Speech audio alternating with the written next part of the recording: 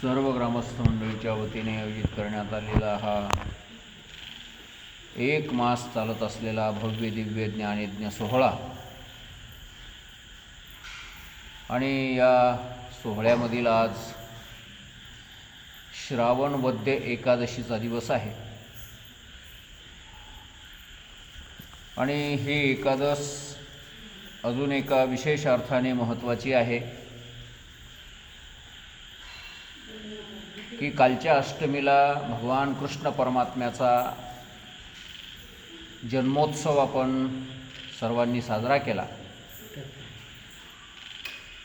आपणच काय संपूर्ण भारतभर म्हणण्यापेक्षा संपूर्ण जगभर भगवान कृष्ण परमात्म्याचा जन्मोत्सव मोठ्या उत्साहाने साजरा करण्यात आला. मुस्लिम देशामध्ये सुद्धा कृष्ण जन्म साजरा करण्यात आला. इराकमध्ये, इराणमध्ये, पाकिस्तानमध्ये, युरोपीय देशामध्ये, अमेरिका, इंग्लंड, आफ्रिका, ऑस्ट्रेलिया अशा अनेक देशामध्ये कृष्ण जन्म मोठ्या जोरदार पद्धतीनं साजरा करण्यात आला. आणि कृष्ण जन्माबरोबरच आपल्या महाराष्ट्रामध्ये श्री संत विश्वगुरू विश्वमौली साधकांचे मायबाप ज्ञानियांचे गुरु राजांचे महाराज ज्ञानेश्वर महाराज यांचाही जयंती महोत्सव अष्टमीच्याच दिवशी होता. आणि ज्ञानेश्वर महाराजांच्या जयंतीला 750 वर्ष झाले. ज्ञानेश्वर महाराजांना अवतार घेऊन 750वी ही जयंती साजरी करण्यात आली. आणि हे दोन्हीही अवतार गोकुळाष्टमीच्याच दिवशी आहे. श्रावण वद्य अष्टमीच्या दिवशी कृष्ण जन्म आणि श्रावण वद्य अष्टमीच्या दिवशी श्री संत ज्ञानेश्वर महाराजांचा जन्म.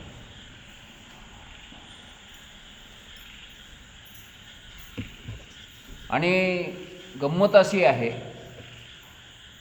की कृष्ण जन्माच्याही वेळेस रोहिणी नक्षत्रच होतं आणि ज्ञानेश्वर महाराजांच्या जन्माच्या वेळेसही रोहिणी नक्षत्रामध्ये चंद्र होता.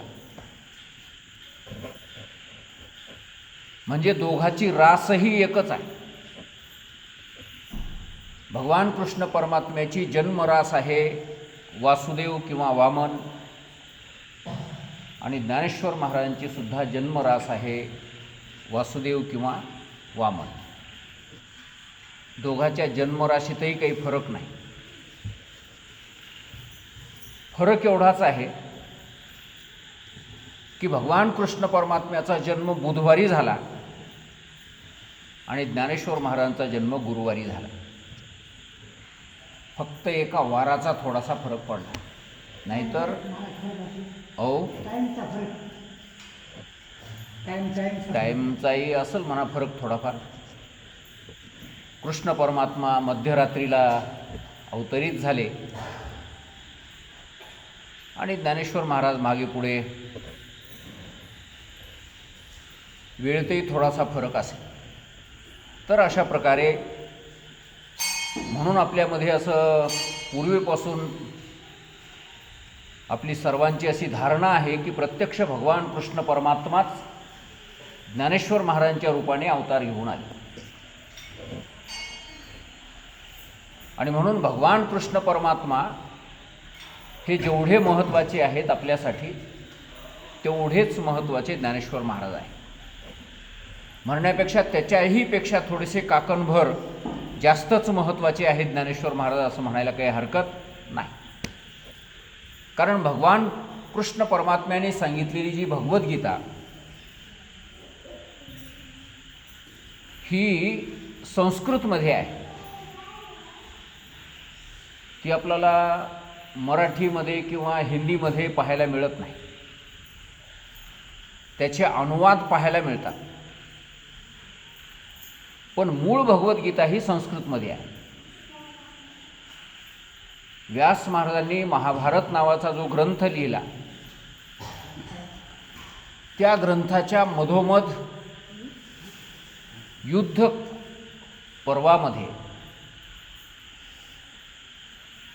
कौरव पांडवाच्या युद्धाच्या सुरुवातीच्या दिवशी अर्जुन हा मी युद्ध करणार नाही असं दुराग्रह धारण करून बसला होता. त्याला आपल्या सर्व आप्तेष्ट लोकांचा मोह निर्माण झालेला होता आणि त्या मोहाच्या योगाने तो असा दुराग्रह धारण करून बसलेला होता की मी आता युद्ध करणारच नाही. ज्ञानेश्वर महाराजांनी वर्णन केलं आहे.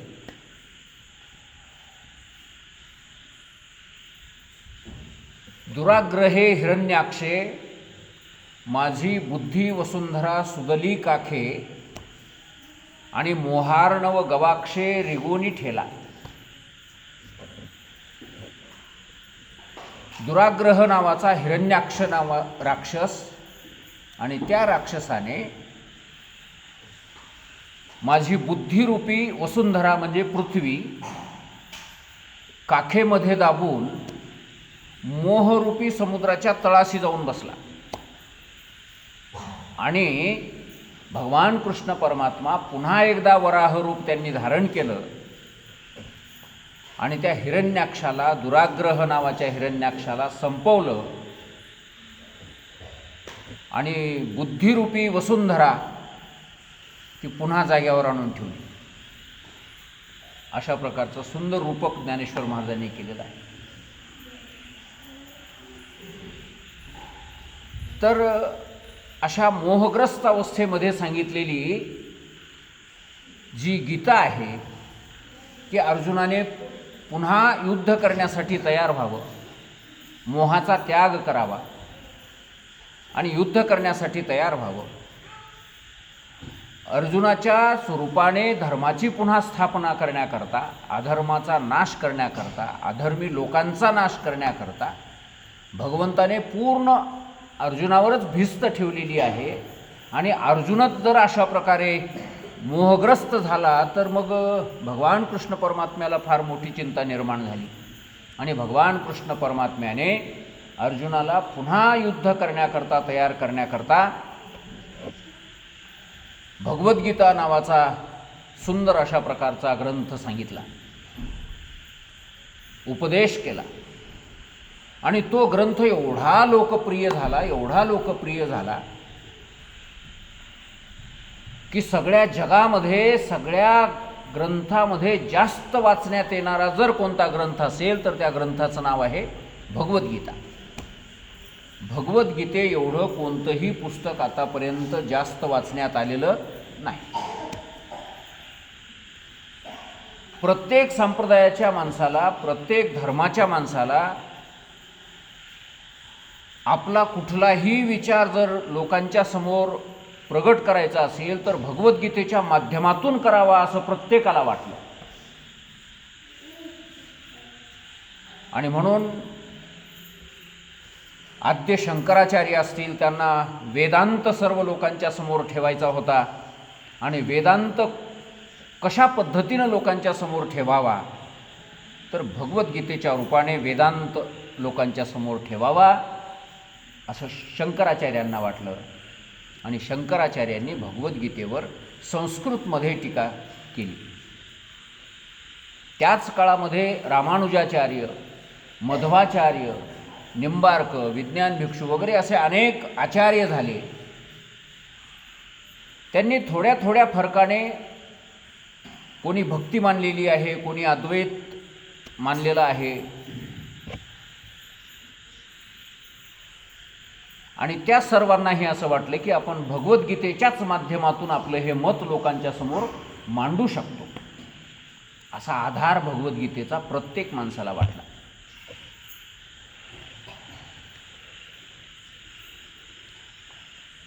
मला वाटते 82 का 83 साली स्वामी विवेकानंद अमेरिकेला गेले शिकागो धर्म परिषदेमध्ये सहभागी होण्याकरता, आणि त्या ठिकाणी त्यांना भगवद्गीता सोबत घेऊन जावं असं वाटलं. दुसरा कोणताही ग्रंथ त्यांनी सोबत नेला नाही. एक छोटासा भगवद्गीतेचा ग्रंथ आपल्यासोबत स्वामी विवेकानंदांनी नेला.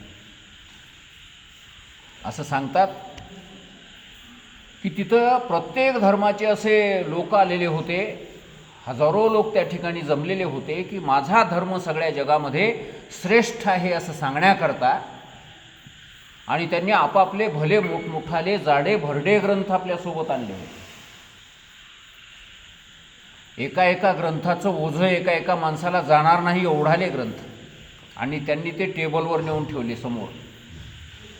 आणि मग दुसऱ्याने आले तर त्यानं आपला ग्रंथ त्याच्यावर ठेवला, तिसऱ्याने आपला ग्रंथ त्याच्यावर ठेवला. असं एक रगोळी तयार झाली त्याची, एकावर एक अशी मालिका तयार झाली.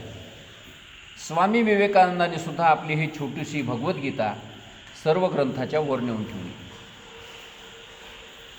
पण गंमत अशी झाली की त्या प्रत्येक धर्माचार्यांना असं वाटू लागलं की आपला ग्रंथ सगळ्यात वर असावा, आणि म्हणून सगळ्यांनी काय करायचं, खालचा आपला ग्रंथ काढायचा आणि वरी नेऊन ठेवायचा. पुन्हा दुसरा यायचा, त्यानं आपला खाली गेलेला ग्रंथ वर ठेवायचा. आणि असं करता करता सगळ्याच्या बुडाशी कोण गेली, भगवद्गीता गेली. एकदा स्वामी विवेकानंद जाऊन बसले, ग्रंथ ठेवून बाजूला आपल्या आसनावर बसले, पुन्हा जागेवरून उठले नाही. आणि एका एकानं हे सगळे ग्रंथ त्या भगवद्गीतेवर सगळे असे येत राहिले.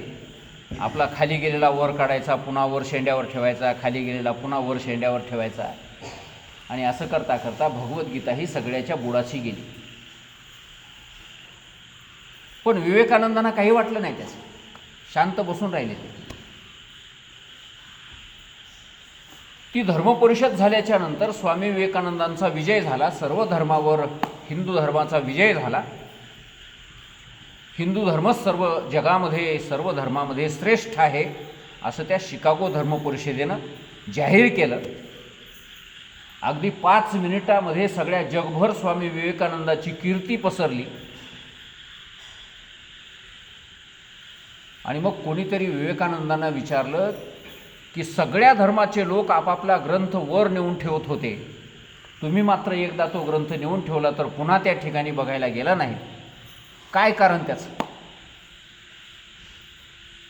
स्वामी विवेकानंद म्हणतात की माझा ग्रंथ त्यांनी सगळ्याच्या बुडाशी घातला, याच्यात माझा अपमान काहीच नाही किंवा माझ्या ग्रंथाचाही अपमान नाही. मला तर उलट गर्व निर्माण झाला, स्वाभिमान निर्माण झाला की जगातले जे सगळे धर्म आहेत ते माझ्या भगवद्गीतेवर आधारित आहे. भगवद्गीता ही माझे सगळ्या धर्माच्या मुळाशी आहे, बुडाशी आहे. आणि म्हणून मला अपमान न वाटता उलट त्याचा स्वाभिमान वाटायला लागला. त्या विचारणाऱ्या पत्रकाराने विचारलं स्वामीजींना की स्वामीजी, जर तुमचा ग्रंथ मध्यंतरी ठेवला असता लोकांनी तर त्यावेळेस तुम्ही काय बोलला असता? तर स्वामी विवेकानंदांनी सांगितलं की जर तो मध्यंतरी माझा ग्रंथ ठेवला असता तर माणसाच्या शरीराच्या मधल्या भागामध्ये हृदय असते. माझी भगवद्गीता सगळ्या जगातल्या धर्माच्या हृदयस्थानी आहे असं मी म्हटलं असतं. आणि जर समजा तुमचा ग्रंथ सगळ्यात वर ठेवला असता तर सगळ्यात मस्तक हे सगळ्याच्या वर असतं माणसाचं, किंवा झाडाला जे फुलं फळं लागतात ते सगळ्याच्या वर टोकाला लागतात. आणि सगळ्या धर्माचे फुलं फळं जर काही असतील तर माझा हा भगवद्गीता नावाचा ग्रंथ आहे असं मी त्या माझ्या ग्रंथाचं वर्णन केलं असं. तर एवढा महत्त्वाचा हा भगवद्गीता ग्रंथ. महात्मा गांधींना वाटलं आपला भारत देश स्वतंत्र झाला पाहिजे आणि मग कोण्यातरी ग्रंथाचा आधार आपल्याला मिळावा, तर महात्मा गांधींनी भगवद्गीता हातामध्ये घेऊनच देश स्वतंत्र करण्याचा प्रयत्न केला. लोकमान्य टिळकाला जेलमध्ये जाण्याचा प्रसंग आला स्वातंत्र्याच्या काळामध्ये. आणि जेलमध्ये जे काही ते दिवस होते, जितके दिवस, तितक्या दिवसामध्ये आता काय करावं त्या जेलमध्ये रिकामं बसून. तर त्यांनी भगवद्गीतेवर टीका लिहायला सुरुवात केली, भगवद्गीतेचा अर्थ लिहायला सुरुवात केली आणि त्यांनी भगवद्गीता सगळी कर्मपर सांगितली. भगवद्गीतेमध्ये फक्त कर्म करायला सांगितलं आहे म्हणले भगवंताने, दुसरं काहीच नाही. अशा कितीतरी लोकांची उदाहरणं आपल्याला सांगता येतील. पांडुरंग शास्त्री आठवले, त्यांनी भगवद्गीतेच्याच आधाराने आपलं स्वाध्याय मंडळ समोर नेऊन सगळ्या लोकांच्या समोर ठेवलं.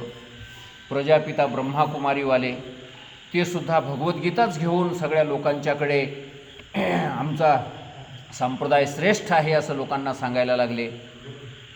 त्यानंतर चैतन्य महाप्रभूचे शिष्य, इस्कॉनचे संस्थापक श्रील महाप्रभू, चैतन्य महाप्रभू, त्यांनीसुद्धा अमेरिकेमध्ये जाऊन भगवद्गीतेचाच प्रचार केला आणि आज त्यांचे शिष्य सगळ्या जगभर या भगवद्गीतेचा आणि कृष्ण भक्तीचा प्रचार करत आहेत. अशी सगळ्या जगामध्ये सर्वश्रेष्ठ असलेली भगवद्गीता. पण अडचण ही आहे की ती होती संस्कृतमध्ये, आणि संस्कृतमध्ये असलेली ती भगवद्गीता तुमच्या आमच्यासारख्याला समजणं फार अवघड होतं. कारण संस्कृत काही सगळ्याला येत नाही. संस्कृत कळण्याकरता त्याचा अभ्यास करावा लागतं, ती शिकावं लागते भाषा, स्वतंत्र भाषा आहे ती.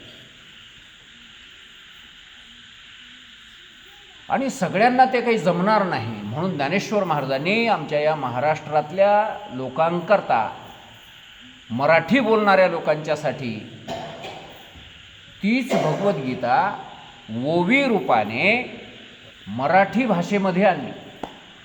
तिरे संस्कृताची गहणे तोडून या शब्द सोपाने, रचिली धर्मनिधाने श्री निवृत्ती देवे, 11व्या अध्यायामध्ये ज्ञानेश्वर महाराजांनी वर्णन केलं आहे. आणि अशी ती ज्ञानेश्वरी ती आपल्या महाराष्ट्राला प्राप्त झाली.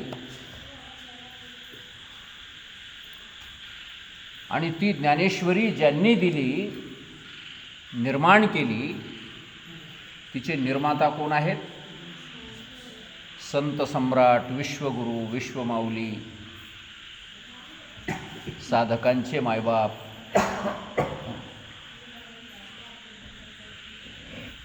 संतांची मांदियाळी जमा करणारे ज्ञानेश्वर महाराज.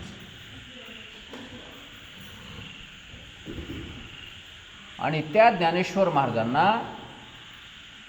यावर्षी गोकुळाष्टमीच्या दिवशी, म्हणजे श्रावण वद्य अष्टमीच्या दिवशी 750 वर्ष अवतार घेऊन पूर्ण झाले.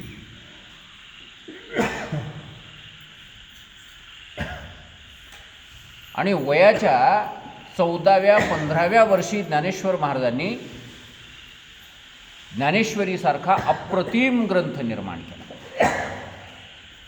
आपणही सर्वांनी ऐकलं असेल की नाथ महाराजांनी पैठणमध्ये ज्ञानेश्वरीच्या पहिल्या ओवीवर 4 महिने प्रवचन केलं होतं. दररोज एकाच ओवीवर प्रवचन करायचं. किती महिने? 4 महिने. ते कोणीतरी ज्ञानेश्वर महाराजांनी 9000 ओव्या लिहिल्यात आणि मग त्या दुसऱ्या कोण्यातरी विद्वान माणसाने 9च्या दुप्पट 18000 ओव्या लिहिल्या भगवद्गीतेवर. आणि त्याला असं वाटायला लागलं की ज्ञानेश्वर महाराजांनी 9000 ओव्यामध्ये भगवद्गीतेचा सगळा अर्थ कसं काय सांगितला असं. 18000 ओव्या लिहून सुद्धा मला ते पूर्ण झालंय असं वाटत नाही. ज्ञानेश्वर महाराजांच्या ज्ञानेश्वरीपेक्षा माझा ग्रंथ हा सरस आहे, चांगला आहे. आणि तो ग्रंथ घेऊन तो पैठणला गेला नाथ महाराजांकडे आणि म्हणायला लागला, बघा हे एवढा ग्रंथ मी लिहिलेला आहे, भगवद्गीतेचा अर्थ 18000 ओव्या आहे त्याच्यामध्ये. आणि ज्ञानेश्वर महाराजांनी 9000 ओव्यामध्ये कसा काय भगवद्गीतेचा अर्थ सांगितला. तर नाथ महाराजांनी त्याला सांगितलं, बाबा 4 महिने तू चातुर्मास आमच्या इथं राहा, खाण्यापिण्याची तुझी सगळी व्यवस्था होईल, राहण्याची व्यवस्था होईल काही चिंता करू नको, मी दररोज तुला ज्ञानेश्वरी सांगत जाईन आणि तू ऐकत जा, फक्त एवढंच काम करायचं. आणि 4 महिने चातुर्मास तो माणूस नाथ महाराजांच्या घरी राहिला पैठणला. आणि नाथ महाराजांनी 4 महिन्यामध्ये काय सांगितली? ज्ञानेश्वरी. ज्ञानेश्वरी सगळी नाही, पहिली ओवी सांगितली. ओम नमो जी आद्या वेद प्रतिपाद्या जय जय स्वसंवेद्या आत्मरूपा, एवढीच ओवी 4 महिने सांगितली. आणि नंतर चातुर्मास पूर्ण झाल्याच्या नंतर नाथ महाराज म्हणले म्हणा अजून बरंचसं काही सांगायचं राहिलं आहे, जर तुम्हाला वेळ असेल तर पुढच्या चातुर्मासाला या. थोडक्यात मला काय सांगायचं आहे की एका ओवीचा एवढा गहन अर्थ ज्ञानेश्वर महाराजांनी वयाच्या 14व्या वर्षी ही ज्ञानेश्वरी निर्माण केली. आपण मोठे भाग्यवान आहोत की ज्ञानेश्वरी आपल्याला वाचायला मिळते, ज्ञानेश्वरीचा अर्थ आपल्याला समजून घ्यायला मिळतो, अर्थाची ज्ञानेश्वरी सुद्धा आपल्याला मिळते, म्हणून भाग्यवान आहोत. पण काही असेही माणसं बघायला मिळतील की आयुष्यामध्ये एकदाही ज्ञानेश्वरी ज्यांनी वाचली नाही. तर त्यांना काय म्हणावं मला काही कळत नाही. एवढा मोठा अप्रतिम असलेला ग्रंथ की जो प्रत्यक्ष भगवान कृष्ण परमात्म्याने अवतार घेऊन ज्ञानेश्वर महाराजांच्या रूपाने अवतार पांडुरंग नाव ठेविले ज्ञानी, प्रत्यक्ष पांडुरंगाने अवतार धारण करून ज्ञानेश्वरी लिहिली. ती ज्ञानेश्वरी आपल्याला वाचायला जमावं किंवा आपल्याला ती ऐकायला जमावं, ज्ञानेश्वरी समजून घेण्याचा योग आपल्याला प्राप्त व्हावा, तर आपण खरे भाग्यवान आहोत. तर महाराष्ट्रामध्ये जन्म घेतलेल्याचं सार्थक झालं. ज्ञानेश्वर महाराजांनी मोठं नवल आहे ज्ञानेश्वर महाराजांचं. बरेचसे लोक म्हणतात महाराज ज्ञानेश्वर महाराजांनी भिंत चालवली, ज्ञानेश्वर महाराजांनी रेडा बोलवला, ज्ञानेश्वर महाराजांनी एका स्त्रीचा पुरुष केला, असे अनेक चमत्कार ज्ञानेश्वर महाराजांनी केले. मग हे सगळे चमत्कार खरेच असतील काय असं वाटतंय का तुम्हाला? असे काही बरेचसे सुशिक्षित ज्यांचा विश्वास नाही, चमत्काराला जे खरं मानत नाहीत, रिद्धिसिद्धीचं योगाचं सामर्थ्य काही असतं हे ज्यांना अजून ध्यानातही आलेलं नाही, असे लोक अशी शंका करतात. त्यावेळेस त्यांना माझ्याकडे एक उत्तर आहे की बाबा रे, जड भिंत चालवली का नाही हे मी पाहायला नव्हतो तिथं, किंवा रेडा बोलवला की नाही त्याही वेळेस मी तिथं नव्हतो. पण एक गोष्ट आपल्याला मान्य करावी लागेल की वयाच्या 14व्या वर्षी ज्ञानेश्वरीसारखा अप्रतिम ग्रंथ ज्ञानेश्वर महाराजांनी निर्माण केलेला आहे, हे तरी सगळ्याला मान्य आहे ना, तुम्हाला मान्य आहे ना. आणि ज्ञानेश्वरी हाच ज्ञानेश्वर महाराजांचा सगळ्यात मोठा चमत्कार आहे.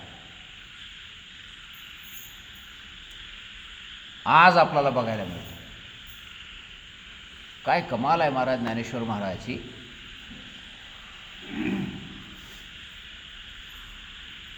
एक एक ओवी अशी आहे ज्ञानेश्वरीमध्ये की त्याचा अर्थ दुसऱ्या कोणाकडून तरी ऐकल्याशिवाय आपल्याला कळतच नाही, ते समजूनच घ्यावं लागतं. आणि ते तर मराठी आहे. आता मोडूनी ठेली दुर्गे का वळीत धरिले खगे, ऐसीनी जो निगे तो नागवला की. ज्ञानेश्वर महाराजांची ओवी 13व्या अध्यायामध्ये. आता मोडूनी ठेली दुर्गे का वळीत धरिले खगे, ऐसीनी जो निगे तो नागवला की. आता काय अर्थ आहे याचा? हे सांगितल्याशिवाय लक्षातच येणार नाही अशा अनेक ओव्या आता महाराज. आता मोडूनी ठेली दुर्गे म्हणजे दुर्ग म्हणजे किल्ला. सिंधुदुर्ग किल्ला आहे, असे बरेचसे किल्ले आहेत की त्याला किल्ल्याला काय म्हणतात, दुर्ग म्हणतात.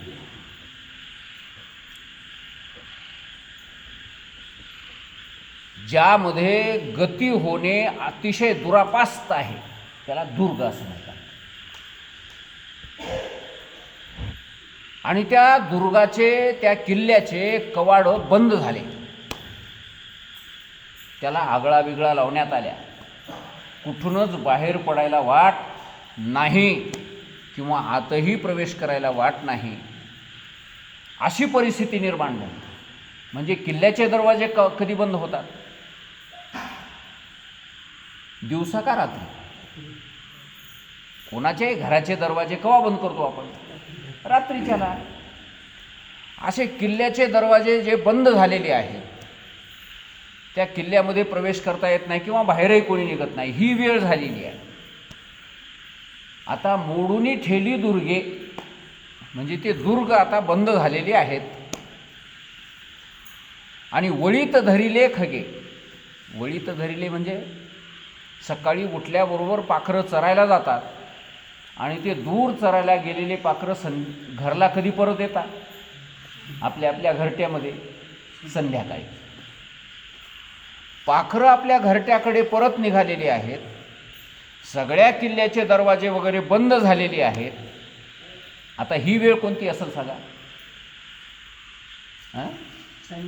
सायंकाळ, संध्याकाळची वेळ, सूर्यास्ताची वेळ. आणि ऐसेनी जो निघे, अशा वेळी जो प्रवासाला निघतो, ज्ञानेश्वर महाराज म्हणतात तो नागवला की. म्हणजे त्याला कोणीतरी रस्त्यात लुटणार, त्याला कोणीतरी चोर पकडणार आणि त्याच्याजवळचं धन संपत्ती जे काही आहे ते त्याला नागवं करून सोडणार का?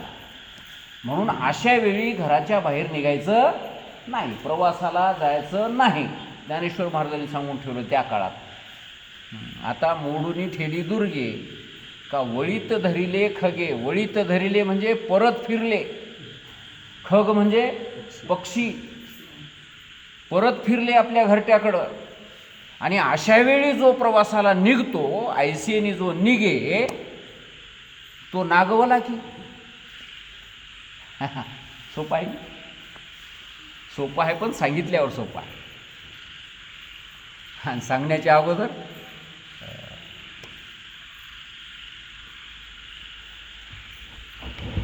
तर ज्ञानेश्वर महाराज अशा सुंदर सुंदर ओव्या, महाराज त्या असं वाटतंय की अशा ह्या ओव्या बघितल्या की ज्ञानेश्वरी डोक्यावर घ्यावं आणि नाचावं, अशी ज्ञानेश्वरी ज्या ज्ञानेश्वर महाराजांनी वयाच्या 14व्या 15व्या वर्षी निर्माण केली, त्या ज्ञानेश्वर महाराजांचा हाच सगळ्यात मोठा चमत्कार आहे. ज्या ज्ञानेश्वर महाराजांनी वयाच्या 17व्या 18व्या वर्षामध्ये पूर्ण भारतभर भ्रमण केलं,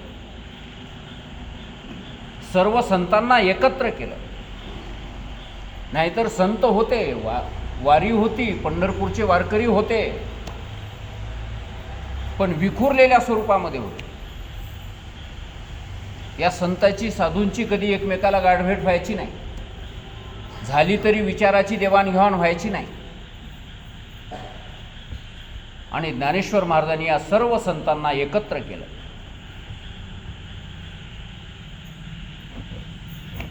नामदेव महाराज पंढरपूरला राहायचे, पंढरपूर सोडून बाहेर निघायचे नाहीत.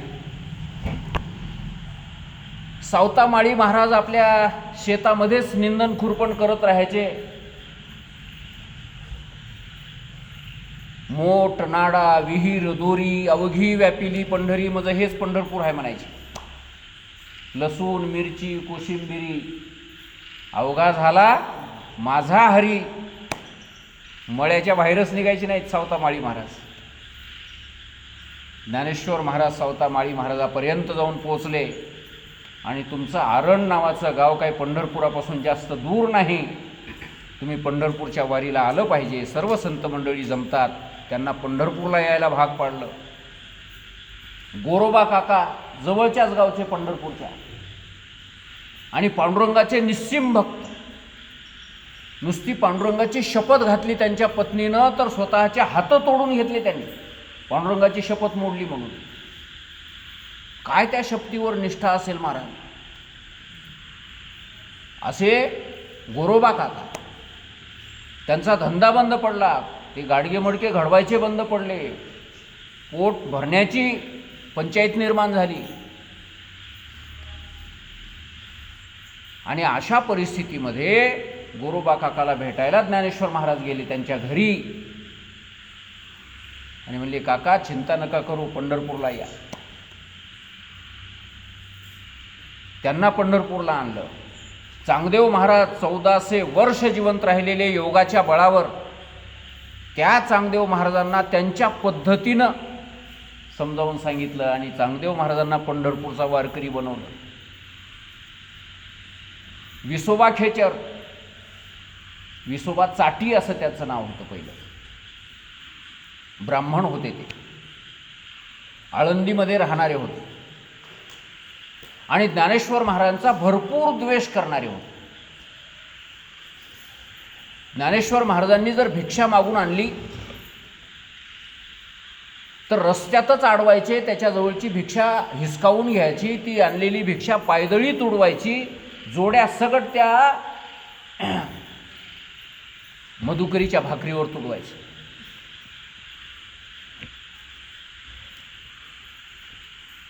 एवढा द्वेष करायचे ते विसोबासाठी. असं सांगतात, एकदा ज्ञानेश्वर महाराजांना, निवृत्तीनाथ महाराजांना मांडे खाऊ वाटले. मांडे सगळ्यांना माहिती आहे.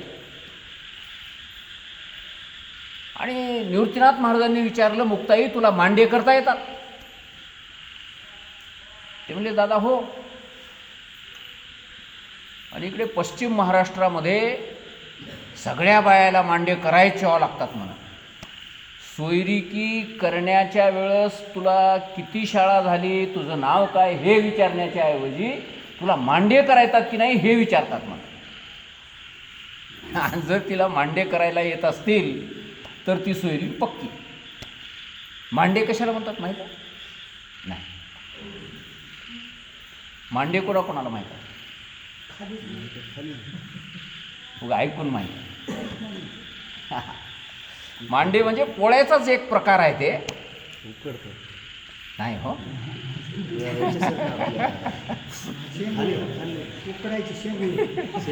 मांडे पोळीच नाही हो. लई मोठाले राहतात ते, लई मोठाले राहतात ते मांडे. असो,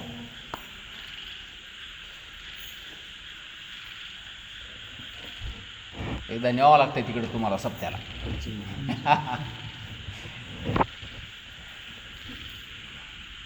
तर मुक्ताबाईनं सांगितलं, मला येतात मांडे, पण मांड्याला लागणारं साहित्य.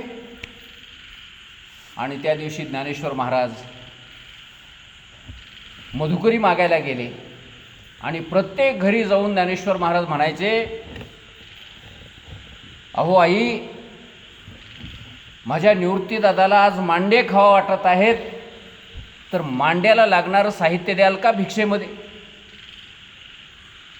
आणि मग त्या बायालाही दया निर्माण व्हायची बिचाऱ्या. आणि त्या बाया मांड्याला लागणारं सर्व साहित्य ज्ञानेश्वर महाराजांना त्या दिवशी त्या बायांनी दिलं, काय काय जे लागते. आणि अशा प्रकारे मांड्याचं लागणारं सर्व साहित्य घेऊन ज्ञानेश्वर महाराज आपल्या सिद्धबेटाच्या आश्रमामध्ये झोपडीमध्ये आले आणि मुक्ताबाईला सांगितलं, मुक्ताबाई हे सगळं मांड्याचं सामान मी आणलंय, आता हे कसे तयार करायचे ते तू बघ. मुक्ताबाई म्हणली, दादा याला एक खापर लागते. म्हणजे खापर म्हणजे एक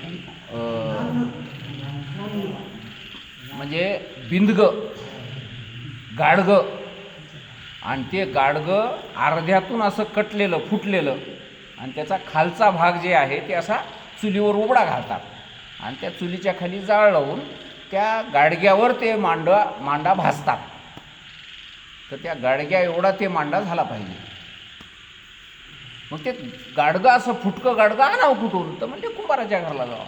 मुक्ताबाई कुंभाराच्या घरला गेली मुक्ताबाईनं विचारलं, दादा म्हणले कुंभार दादा, आमच्या दादाला मांडे खायचेत आणि मांडे भाजायसारखं खापर देता काय? ते म्हणले बाई फुटके खापर तिथं ढीग लागला आहे तिकडं, घेऊन जा, कोणतंही घेऊन जा, तुला जे आवडेल ते घेऊन जा. मुक्ताबाईने ते एक चांगलं बघून खापर आपल्या उपयोगाला येईल अशा प्रकारचं घेतलं. आणि पूर्वीचा काळ मोठा मजेशीर बघा. आपल्या घरी काही सगळं साहित्य नसायचं पूर्वीच्या काळात, आणि मग शेजाऱ्याच्या घरून आणावं लागायचं. आणि शेजाऱ्याच्या घरून आणत असताना त्या बाया उघडं घेऊन येत नव्हत्या, तर आपल्या पदराखाली लपून आणत होत्या. मग काही आणायचं असो, शेजाऱ्याच्या इथून भगोना आणायचा असो, तवा आणायचा असो, किंवा ते धिरड्याचे तवे राहत नव्हते सगळ्याच्या घरी, मग ते लपून आणायचे. ठीक नाही, धिरडे जर करायचे ठरले तर लपून आणायचे. तशी मुक्ताबाई आपल्या त्या फडक्याच्या आडवं म्हणा, किंवा तिचा जे अंगावर कपडा होता, लुगडं असेल, साडी असेल, त्याच्या आडवं लपून असं घेऊन येऊ लागली. आणि हे त्या विसोबा चाट्यांनी पाहिलं. ए कार्टे, काय घेऊन चाललीस ते? ती म्हणली, अहो काका, आमच्या निवृत्तीदादाला आज मांडे खावा वाटत आहेत, आणि मांड्याचं सर्व सिधा गावातल्या सर्व लोकांनी दिलेलं आहे. आमच्या दादांनी भिक्षेमध्ये तो मागून आणल्या, आणि मी मांडे तयार करून देणार आहे. आणि म्हणून हे काही नाही म्हणले, फुटकं खापर आहे, कुंभारदादाच्या घरून हे मागून आणले. म्हणले मांडे खावा वाटतात का तुझ्या दादाला? आता गोड खाण्याची चोचले तुम्हाला निर्माण व्हायला लागले काय? अरे संन्याशाच्या कार्ट्यांनो, तुम्हाला लाज कशी वाटत नाही? गावात येता, भिक्षा मागता, पुन्हा आपले जिभीचे चोचले पूर्ण करता. असं काही बाई म्हणून तिच्या हातातलं ते खापर हिसकाटून घेतलं, जमिनीवर टाकलं, आणि दोन्ही पायानं ते खापर तुडून तुकडे तुकडे करून टाकले. मुक्ताबाई रडायला लागली. रडता रडता म्हणायला लागली, अहो काका, एक खापर तुम्ही जरी फोडलं तरी मी त्या कुंभार काकाच्या घरून दुसरं खापर घेऊन येते, तिथं खूप खापरा. आणि मुक्ताबाई ते कुंभाराच्या घराकडं पुन्हा जायला निघाली. आणि त्यावेळेस तोही विसोबासाठी कुंभाराच्या घराला गेला, आणि कुंभाराला म्हणायला लागला, रे कुंभारड्या, या कार्टीला जर खापर देशील तर माझे जे 500 रुपये तुझ्याकडे आहेत ना, ते मी आत्ताच्या आत्ता वसूल करील. हे कुंभार गरीब माणूस, नाही जी मालक, नाही जी मालक, 500 रुपये नाही तो माझ्याजवळ, आताच देईन मी तुमचे, कधीतरी देईन, पण आज नाही माझ्याजवळ. तो गयावया करायला लागला. मग या पोरीला खापर द्यायचं नाही. त्या पोरीला सांगितलं त्या कुंभाराने, बाई खापर नाही हो आमच्या इथं, जा. एक होतं ते दिलं, आता दुसरं खापर आमच्याकडं नाही. आणि ती बिचारी रडत रडत पुन्हा आपल्या आश्रमामध्ये, सिद्धबेटामध्ये आली. ज्ञानेश्वर महाराजांनी विचारलं, मुक्ताई रडायला काय झालं? तिला जवळ घेतलं, आपल्या हृदयाशी धरलं. म्हणले, आमची शहाणी मुक्ताबाई आज का रडते बरं?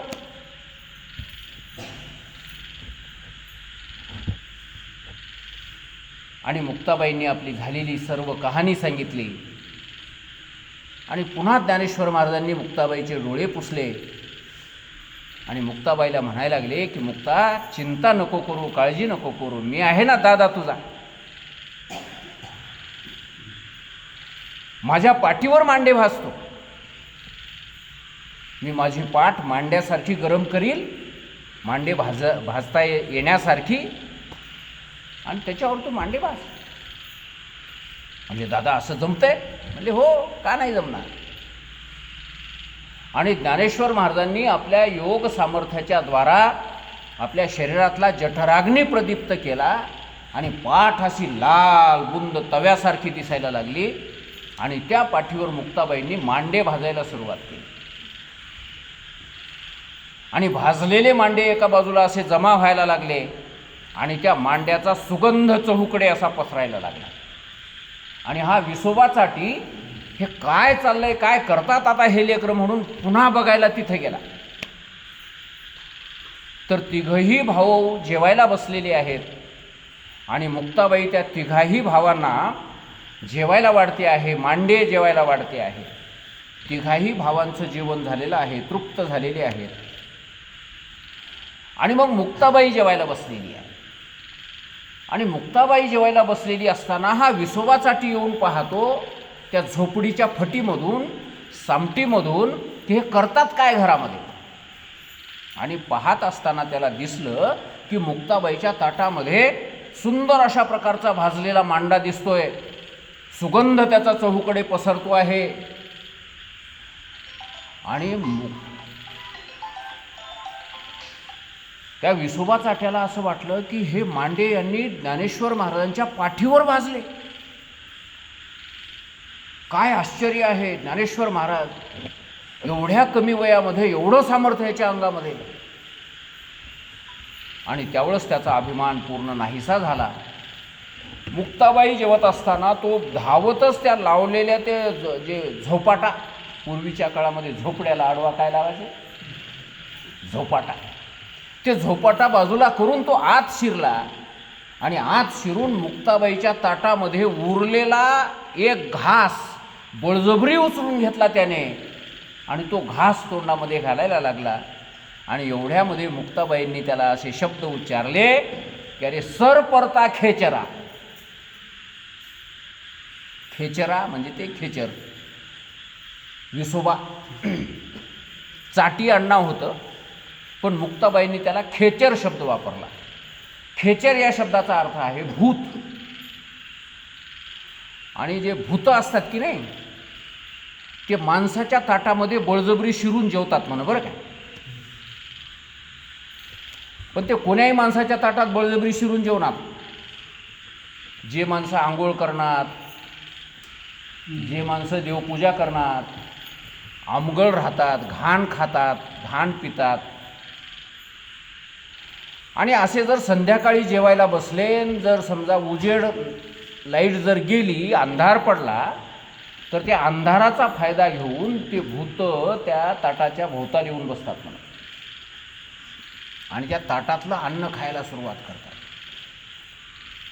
आणि म्हणून असं शास्त्रामध्ये वर्णन करण्यात आलेलं आहे की जर जेवता जेवता अंधार पडला तर त्या ताटाला असा हात लावून बसावं म्हणत दिवा लागेपर्यंत, आणि नंतर उजेड झाल्यावरच ते खायला सुरुवात करायची. ताटाला हात लावायचा आणि देवाचं नामस्मरण करायचं, रामकृष्ण हरी रामकृष्ण हरी रामकृष्ण हरी. आणि त्या देवाच्या नामस्मरणाने ते भूत प्रेत जवळ येत नाही.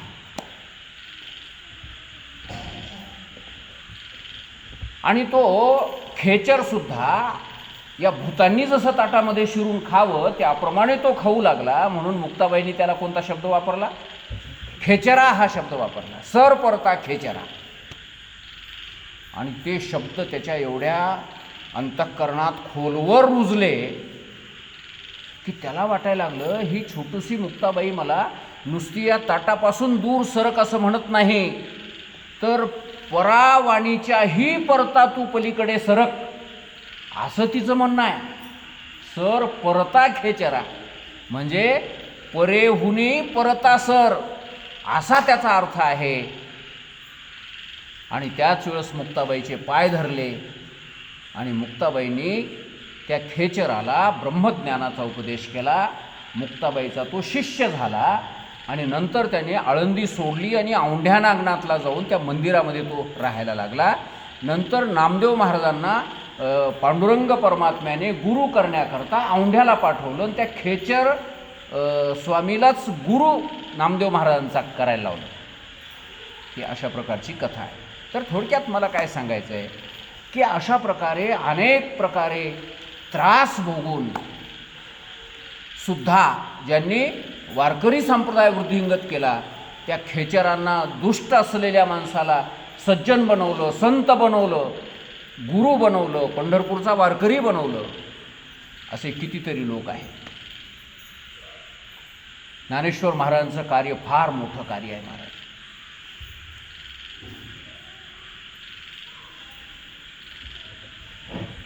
म्हणून तर तुकाराम महाराजांनी वर्णन केलंय, तुम्ही संत माय बाप कृपावंत, कायमी पतित कीर्तिवाणू, अवतार तुम्हा धराया कारण, उद्धराया जन जडजीव, हे खेचरासारखे जडजीव असलेले, माणूसपणाचा सुद्धा लेश ज्यांच्या ठिकाणी नाही, अशा अधोगतीला जाऊन पोचलेले त्यांनाही ज्ञानेश्वर महाराजांनी संत बनवलं, गुरु या पदापर्यंत नेऊन पोचवलं. तेवढं मोठं कार्य ज्ञानेश्वर महाराजांचं. आणि मग या सर्व संतांना सोबत घेऊन ज्ञानेश्वर महाराज पूर्ण भारतभर त्यांनी भ्रमण केला, तीर्थयात्रा केली पूर्ण भारताची. मध्य प्रदेशमध्ये सेना महाराज राहत होते. मध्य प्रदेशच्या एका राजाची दाढी करायचं काम त्यांच्याकडे होतं. आणि त्याच दिवशी ज्ञानेश्वर महाराज, नामदेव महाराज, चांगदेव महाराज, सोपान काका, मुक्ताबाई, निवृत्तीनाथ महाराज, हे खेचर महाराज, हे सगळेच्या सगळे लोक दिंडीच्या दिंडी मध्य प्रदेशमध्ये भारताची यात्रा करण्याकरता निघालेले सेना महाराजाच्या घरी जाऊन त्यांनी मुक्काम केला. त्यांना कळलं होतं गावामध्ये भक्त कोण आहे, तर सेना महाराजांच्या घरी मुक्काम केला. आणि संत घरी आलेले आहेत आणि राजाची दाढी करायची वेळ झालेली आहे. आता या संतांची सेवा करावी का राजाची सेवा करावी? सेना महाराजांनी राजाची सेवा करायची सोडून दिली आणि संतांची सेवा करण्यामध्ये तल्लीन झाले. ते किती वेळ निघून गेला पता नाही. यांच्या आंघोळीची व्यवस्था, यांच्या जेवणाची व्यवस्था, यांच्या बसण्या उठण्याची सगळी व्यवस्था, हे करण्यामध्ये बराचसा वेळ निघून गेला. तिकडे राजाची दाढी करण्याची वेळ झाली आणि नवल असं घडलं, महाराज पांडुरंग परमात्म्याने सेना महाराजांचं रूप धारण केलं. सेना महाराजांच्या घरातली ती काय म्हणतात त्याला, ते धोपटी, ज्याच्यामध्ये ते वस्त्रा, आरसा वगैरे हे सर्व त्या दाढीचं साहित्य ठेवलेलं असतं, ती धोपटी सेना महाराजांना पता न लागू देता ते पांडुरंग परमात्मा घेऊन गेले राजाच्या दरबारात. राजाच्या घरी जाऊन राजाची दाढी कोण केली? दाढी कोण केली? पांडुरंग परमात्म्याने दाढी केली महाराज राजाची. काय भाग्य! अहो, संताची संगती न कळता जरी झाली तरी त्याचं भाग्य असं उदयाला येत असतं. राजाला स्वप्नातही कधी वाटलं नसेल की मला देव भेटल म्हणून, देव माझी दाढी करील, स्वप्नातही कधी वाटलं नसेल.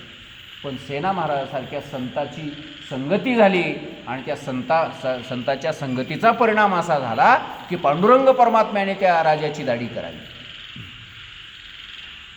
राजाला त्या दिवशी वाटलं रोजच सेना महाराज येऊन दाढी करतात, पण आज हात काही वेगळाच लागालाय, जरा या हातात काहीतरी वेगळी जादू आहे. दाढी करता करता राजाला तर असं समाधीच लागू लागली महाराज. भगवंताच्या हाताचा स्पर्श झाला त्याला आणि एवढा आनंद आला त्या राजाला विचारू नका.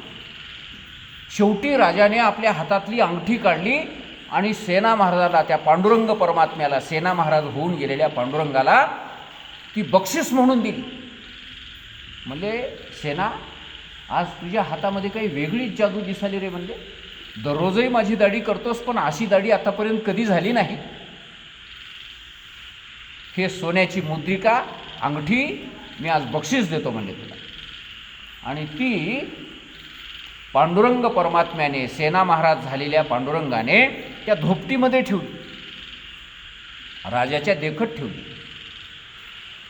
धोपटी घरला घेऊन आले, सेना महाराजाच्या घरी ती धोपटी ठेवली आणि पांडुरंग परमात्मा अदृश्य झाले, अंतर्धान झाले.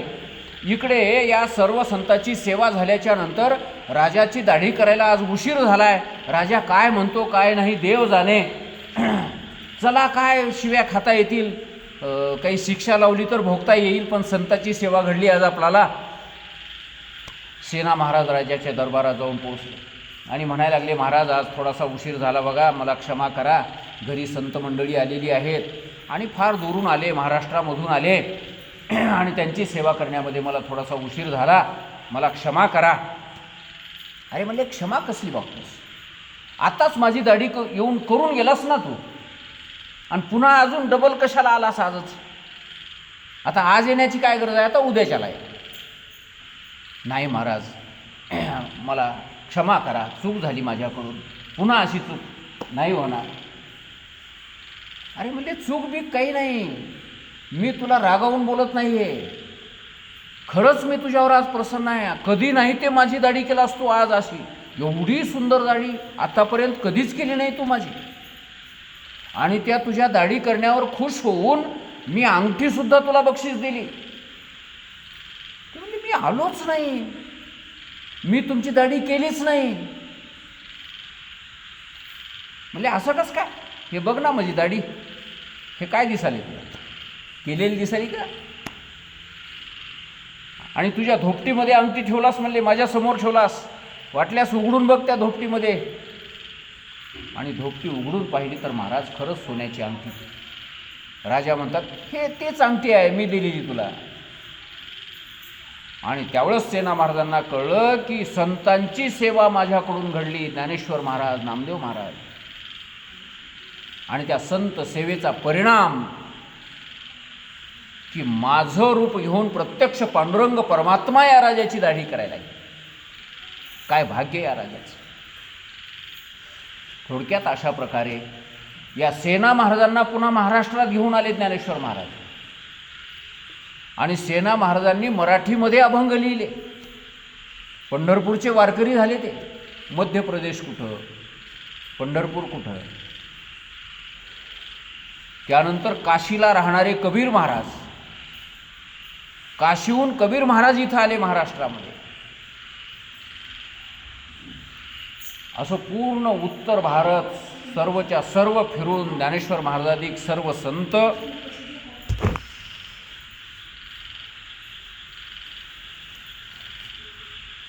महाराष्ट्रामध्ये आले. पूर्ण भारतभर त्या काळामध्ये ज्यांनी वारकरी संप्रदायाचा प्रचार केला, तो काळ म्हणजे आज 700 वर्षापूर्वीचा काळ. काही वाहन नाही, कुठली सुविधा नाही, कोणी ओळखी पाळखीचं नाही, सोबत शिदोरी नाही, ऊन पाऊस वारा, अनोळखी रस्त्याने पूर्ण भारतभर प्रवास त्यांनी केला. आणि भारतातल्या सर्व लोकांना त्या काळामध्ये पंढरपूरचा पांडुरंग परमात्मा सगळ्या लोकांना माहिती करून दिला आणि पंढरपूरची वारी करायला त्या लोकांना भाग पाडले. तेव्हापासूनच अजूनही हे शीख संप्रदायाचे लोक, शिखाचे माणसं पंढरपूरला येतात वारी करायला. नामदेव महाराजांच्या ते गुरु मानतात नामदेव महाराजांना. कारण नामदेव महाराज ह्याच यात्रेमध्ये पंजाबला गेले होते. पंजाबमध्ये त्यांच्या नावाने अजूनही ती विहीर आहे की जी पाण्यानं भरून वर आली. असं खूप मोठं चरित्र आहे ज्ञानेश्वर महाराजांचं. एका प्रवचनामध्ये किंवा एका तासामध्ये आपण किती सांगू शकतो. तर असे महान कार्य करणारे आज जगभर ज्यांची ज्ञानेश्वरी सगळ्या भाषेमध्ये परिवर्तित झालेली आहे.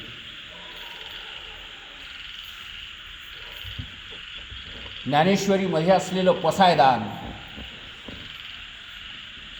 इंग्लंडच्या लोकसभेमध्ये किंवा त्या विधानसभेमध्ये ती सभा सुरू होण्याच्या अगोदर पसायदान म्हणून त्या सभेला, लोकसभेला सुरुवात होते, लोकसभेच्या कामकाजाला सुरुवात होते. आत्ता चालू आहे. पसायदान ही अशी एक मागणी आहे ज्ञानेश्वर महाराजांची की जे त्यांनी सर्व विश्वाकरता मागणी मागितलेली आहे.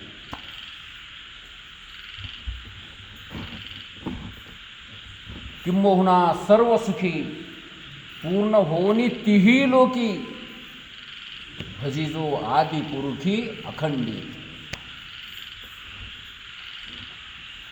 तर संपूर्ण विश्वाकरता मागणी मागितलेली हे पसायदान. या एका पसायदानामध्ये एवढं मोठं सामर्थ्य आहे की हे महाकाव्य होऊ शकते. असो तर अशा प्रकारे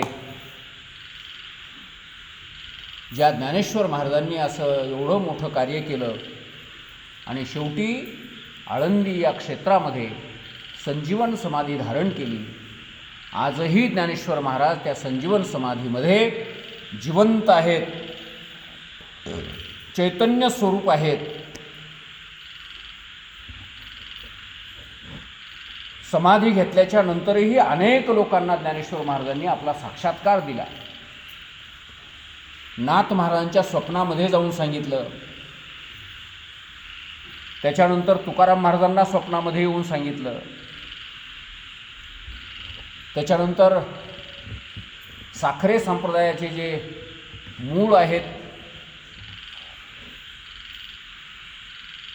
मला वाटतं अच्युत महाराज काहीतरी नाव आहे त्यांचं, तर त्यांनासुद्धा ज्ञानेश्वर महाराजांनी साक्षात्कार दिला. त्यांनी अशी विनंती केली ज्ञानेश्वर महाराजांना की मला ज्ञानेश्वरीचा अर्थ कळावा. तर ज्ञानेश्वर महाराजांनी त्यांना सांगितले की तू जो अर्थ सांगशील तो योग्य अर्थ होईल, जा, तू सांगशील ते बरोबरच होईल. आणि पहिल्यांदा तिथून अर्थाची ज्ञानेश्वरी साखरे संप्रदायामधून सुरुवात झाली. नाना महाराज साखरे यांनी पहिल्यांदा सार्थ ज्ञानेश्वरी लिहून प्रकाशित केली आणि त्याच्यानंतर मग बऱ्याच लोकांनी सार्थ ज्ञानेश्वर्या सुरुवात केली. असो, तर अशा प्रकारे समाधिस्थ झाल्याच्या नंतरही ज्या ज्ञानेश्वर महाराजांनी अनेक लोकांना आपला अनुभव दिला, साक्षात्कार दिला, अनुग्रह दिला, ते ज्ञानेश्वर महाराज ज्यांना जन्माला येऊन अवतार धारण करून 750 वर्ष यावर्षी पूर्ण झालेली आहेत. तर आपणही आपल्या या तुटक्या तोडक्या मोडक्या शब्दामध्ये त्यांचं महात्म्य वर्णन करण्याचा प्रयत्न केला आहे. खरं तर ज्ञानेश्वर महाराजांचं वर्णन करण्यासारखं सामर्थ्य कोणामध्ये आहे? ज्ञानेश्वरीचं वर्णन करणे, ज्ञानेश्वर महाराजांचं सामर्थ्य वर्णन करणे आपल्याच्यानं काय शक्य आहे? जसं सूर्याला दिवा दाखवल्यासारखा आहे.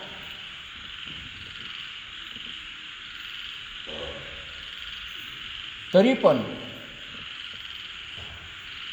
जरी आपली शक्ती नसली त्या सूर्याला दिवा दाखवण्याची, त्याला उजेड दाखवण्याची, तरी पण आरती हातामध्ये येऊन त्या सूर्याला आपण ओवाळू शकतो. त्याप्रमाणे आपल्या मोडक्या तोडक्या शब्दाच्या द्वारा ज्ञानेश्वर महाराजांचं आपण वर्णन करू शकतो. आणि त्याच धर्तीवर एक का बाळक बोबडा बोली वाकुडा विचुका पाऊली ते चोज करुणी माऊली रिझे जेवी ज्ञानेश्वर महाराजांनी म्हटलेलं आहे. राजहंसाचे चालणे भुतळी झाली या शहाणे, इतर काय कोणे चालावेची ना. राजहंस असा मस्त डौलदार या पृथ्वीवर चालतो, मग त्याच्यासारखं आपल्याला चालता येत नाही म्हणून मग कोणं चालायचंच नाही काय? असं नाही, आपल्यालाही चालावंच लागते मोडक्या तोडक्या वेड्या वाकड्या पायाने. तसं ज्ञानेश्वर महाराजांचं वर्णन आपल्याला करणं होतच नाही. ज्ञानेश्वर महाराजांच्या बरोबरीची आपण नाही, त्यांच्या पायाजवळही बसण्याची आपली योग्यता नाही. तरी पण आपण केलेलं वर्णन ज्ञानेश्वर महाराज हे आनंदानं स्वीकार करतील. जसं एखाद्या लहान लेकराने बोबड्या बोबड्या शब्दामध्ये बापाचं वर्णन केलं तर बापाला त्याचं कौतुकच जसं वाटतं, त्याप्रमाणे ज्ञानेश्वर महाराज या वेड्या वाकड्या शब्दांचं कौतुकच करतील अशी आपण आशा बाळगूया. आणि हे प्रवचनरूपी सेवा ज्ञानेश्वर महाराजांच्या चरणी समर्पित करू आणि आजचं प्रवचन पूर्ण करू. पुंडलिक वरदा हरी विठ्ठल, श्री ज्ञानदेव तुकाराम, पांडुरंग भगवान की जय, माऊली ज्ञानेश्वर महाराज की जय, जगद्गुरु तुकाराम महाराज, श्री संत माधव महाराज की जय. जय नमः पार्वतीपते शिवाय.